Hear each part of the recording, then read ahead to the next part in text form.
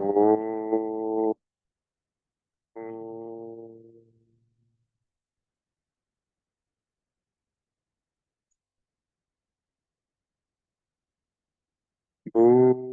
भूर्भुवः स्वः तत्सवितुर्वरेण्यं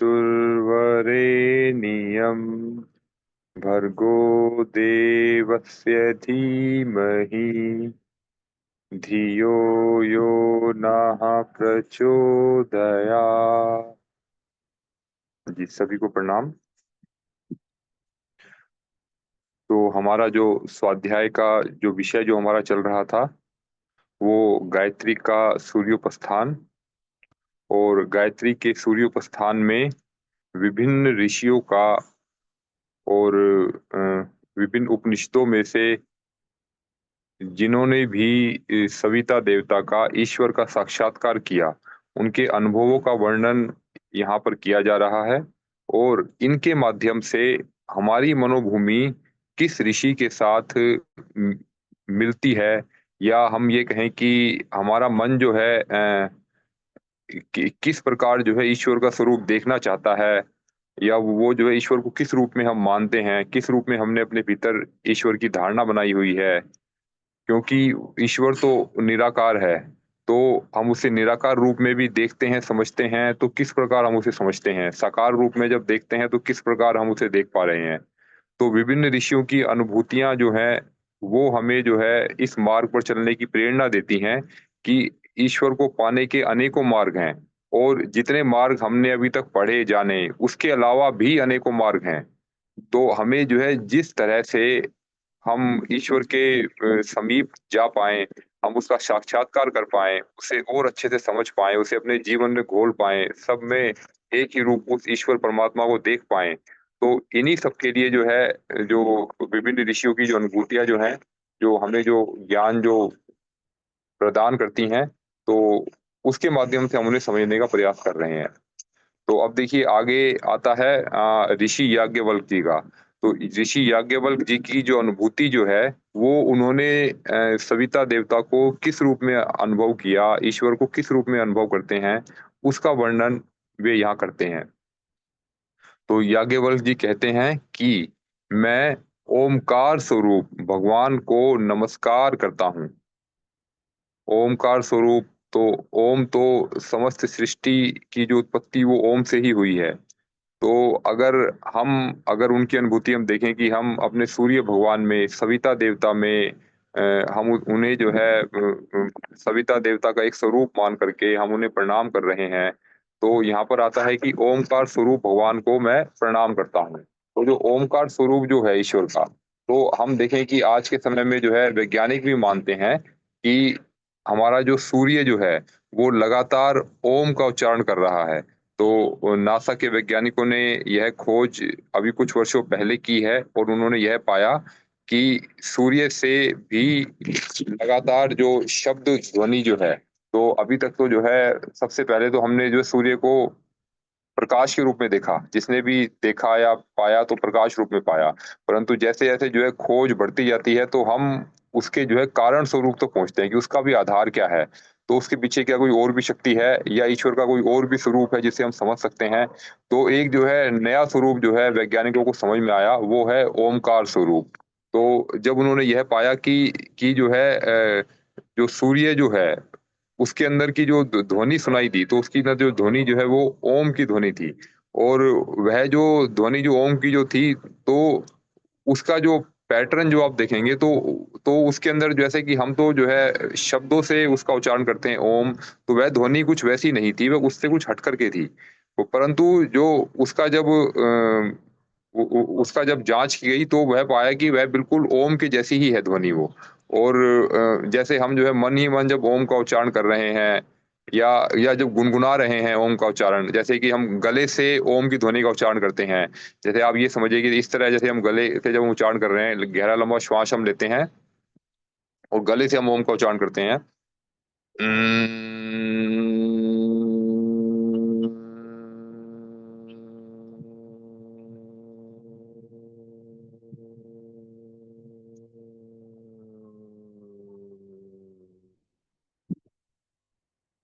तो इस प्रकार की ध्वनि जो है सूर्य से भी लगातार आ रही है। तो हम ये देखें कि इसका जब हम उसपे देख कर के अच्छे से समझ सकते हैं कि जो वैज्ञानिक जो भी हमारे पास जो वैज्ञानिक जाँच करने के जो उपकरण जो हमारे पास मौजूद हैं, तो उनकी जाँच करने से ये पता लगता है कि हम जब ओम का उच्चारण मुँह से करते हैं और इस प्रकार जो है बिना बोले भी जब हम करते हैं, तो उसका जो पैटर्न एक सा ही मिलता है हमें। तो उससे जो है यह सिद्ध होता है कि जो है सूर्य से भी ओम का उच्चारण हो रहा है। और इसी प्रकार हमारे तो वेदों में यह बात बहुत पहले से ही बता दी गई है कि यहाँ की जो जब कण-कण में जब ईश्वर है और जब याज्ञवल्क्य जी ने जो ईश्वर का साक्षात्कार ओमकार भगवान स्वरूप में किया, तो उन्होंने यह पाया होगा कि जो है सृष्टि का हर कण-कण जो है ओम का उच्चारण कर रहा है। जब उसके अंदर ईश्वर विद्यमान है और ईश्वर का स्वरूप ही ओम है, तो जो है उन्होंने इसका इस स्वरूप में पाया। और इसी प्रकार जो है जब हम जो है नाद योग साधना का अभ्यास करते हैं, तो नाद योग साधना में भी पहले हमें विभिन्न प्रकार की ध्वनियाँ सुनाई देती हैं और विभिन्न प्रकार की ध्वनियों में जो अंतिम में जो सुनाई देता है वह ओमकार स्वरूप ही है।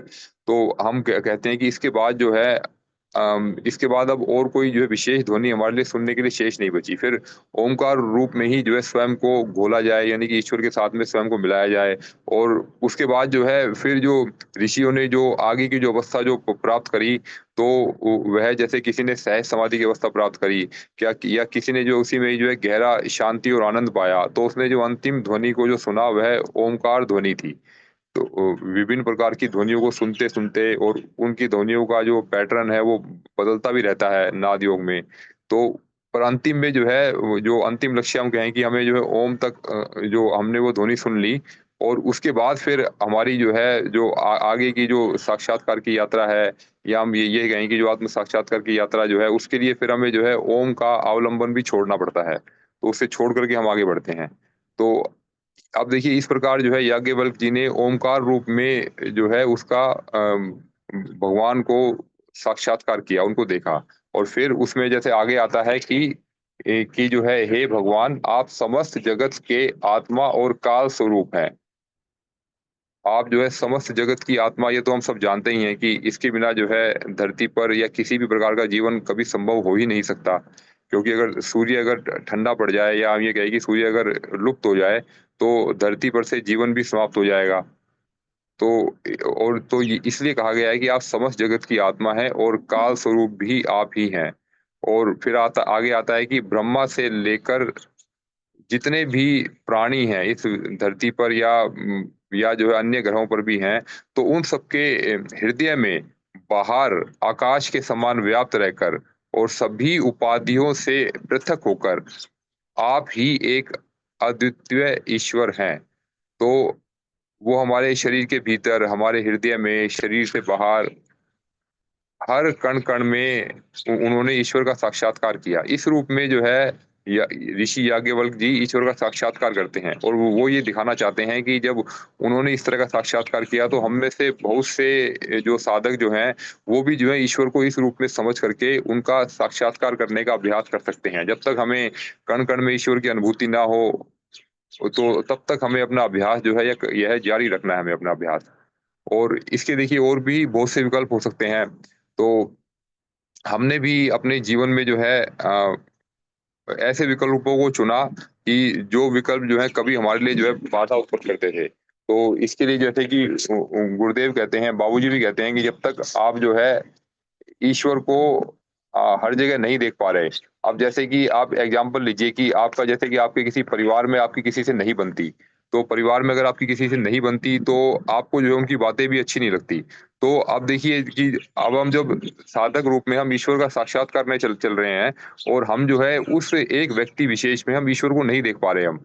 तो नहीं देख पा रहे तो कमी तो हमारी है, ये तो बिल्कुल श्योर है कि कमी हमारे अलावा किसी अन्य की कमी नहीं है। तो अब क्यों ना कुछ ऐसा किया जाए कि जो हमें सबसे परेशान करती है, जो चीज़ हमें सबसे परेशान करती है, तो वहीं से शुरुआत किया जाए। तो फिर जो है उस व्यक्ति के गुणों का मनन चिंतन किया जाए, उसमें भी ऐसे बहुत से अच्छे गुण हैं। हर एक व्यक्ति में जो है अच्छाइयाँ, बुराइयाँ दोनों ही होती हैं। और वो वह जो है उन्हीं के माध्यम से ही अपने पूरे जीवन में जो है वो अपने अच्छाइयों बुराइयों को साथ लेकर के आगे बढ़ता है। कोई अपने आप को कितना सुधार करता है, यह उसी पे ही वो डिपेंड करता है।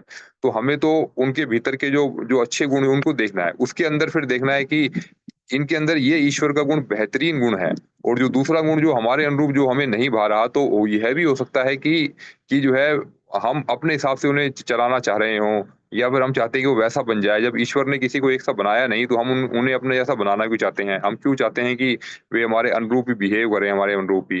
तो हमें जो है जैसा रूप उनका है, तो हमें ये देखना चाहिए कि ईश्वर की जो भिन्न-भिन्न जो कलाएँ जो हैं, तो भिन्न-भिन्न कलाएँ जो हैं वो जो है भिन्न-भिन्न व्यक्ति विशेष के माध्यम से हमारे सामने जो है वो प्रकट हो रही हैं। हमें तो उन कलाओं का आनंद लेना है।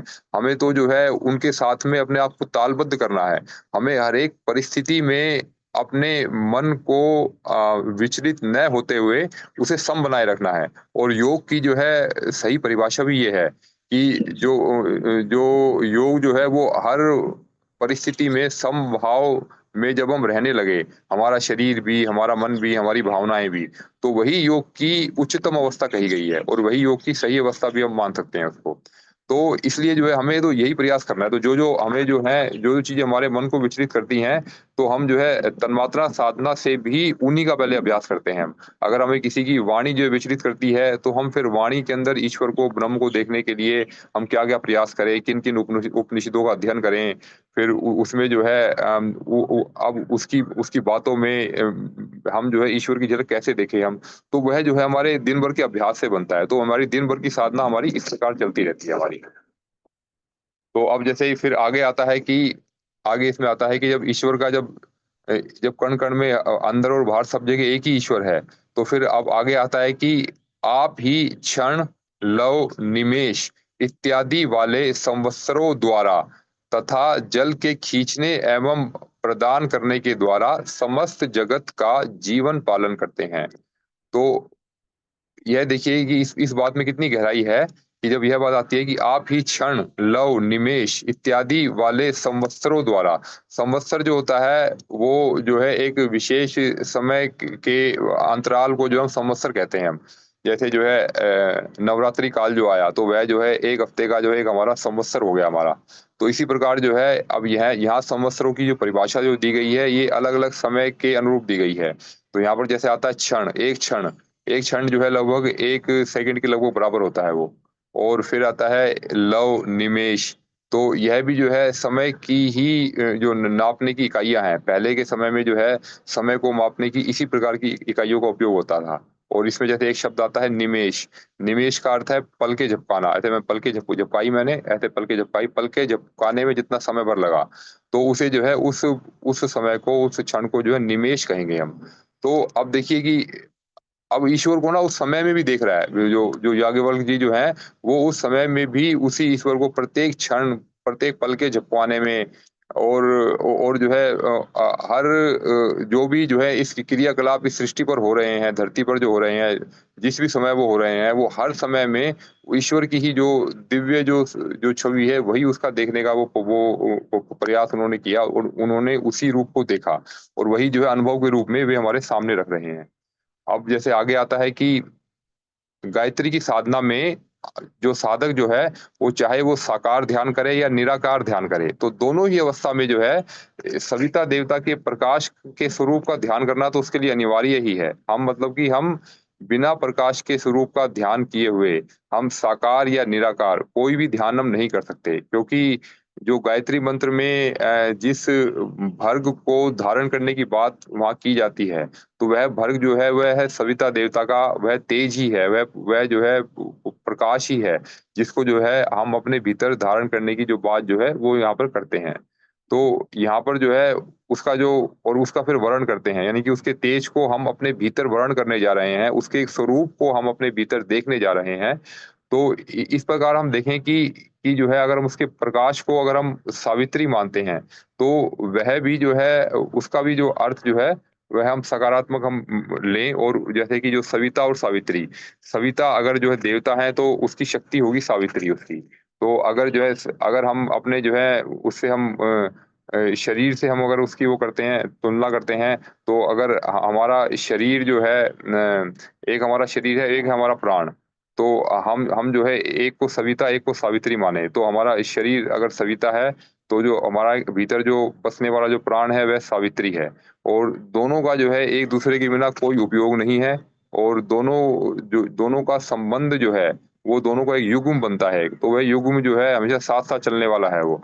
और एक दूसरे के बिना उन युग्मों की जो है एक तरह से हम कहेंगे कि उसकी जो है कोई सार्थकता नहीं है। वह जो एक तरह से निरर्थक है। निरर्थक का अर्थ हो गया कि अगर सविता देवता है, उसकी शक्ति वहाँ विद्यमान नहीं है। तो शक्ति नहीं है तो उसका फिर जो क्या आशय रह जाता है? या जो शक्ति है पर सविता देवता नहीं है, तो उसके बिना भी कोई आशय नहीं होगा उनका। तो हम ये समझें कि इन दोनों में एक-दूसरे के बिना किसी की कोई गति भी नहीं, कोई स्थिति नहीं, कोई उपयोगिता नहीं और कोई शोभा भी नहीं। तो जो है दोनों का युग्म जो है वो साथ-साथ चलता है वो। तो इस प्रकार जो है हम इसके बारे में जो और भी अध्ययन हम करेंगे, इसके बारे में और जानेंगे। सविता और सावित्री का जो संबंध जो है, वह हम जो है कल इसके बारे में हम विस्तार से हम चर्चा करेंगे। तो आज के लिए, आज के स्वाध्याय के लिए हम इसको अभी यहीं विराम देते हैं। तो अगर किन्हीं को कोई अपना अनुभव रखना है या प्रश्नोत्तरी है, तो वे रख सकते हैं अपना। और फिर हम अपना जो अभ्यास पक्ष है वो शुरू करेंगे। जी, सभी को प्रणाम। धन्यवाद।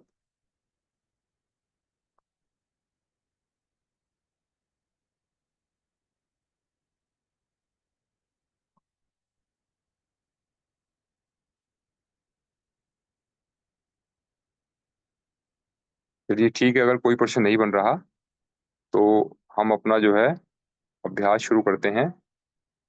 तो जो भी हम स्वाध्याय, मनन, चिंतन जो हम करें, तो उनमें से जो कुछ हम सीखते हैं, जानते हैं, ज्ञान के माध्यम से पाते हैं, तो अब हमारे पास जो उस ज्ञान को प्रैक्टिकल करने का एक समय है। तो जब हम जो है सूर्य साधना के माध्यम से, सविता देवता की साधना के माध्यम से और साधना के बाद भी हमारे जो दैनिक जीवन में जो भी क्रियाकलाप हैं, उन पक्षों को बार-बार याद किया जाए, उस ज्ञान को जो आज हमने पाया, उसका स्मरण करके उसका प्रैक्टिकल करने का समय है अब। तो उसका प्रैक्टिकल जो है अभी भी और पूरे दिन भर भी उसका प्रैक्टिकल किया जाए। तो हमारे लिए, तो हम सबके लिए जो है साधना जो है फिर एक खेल बन जाएगा। वहाँ पे लगेगा नहीं कि हमें कुछ अलग से समय उसमें बिताने की आवश्यकता है। ठीक है, अभी मैं इसी के साथ ही अपनी वाणी को विराम देता हूँ। तो आइए अब हम उसका जो है प्रैक्टिकल पक्ष आरंभ करते हैं।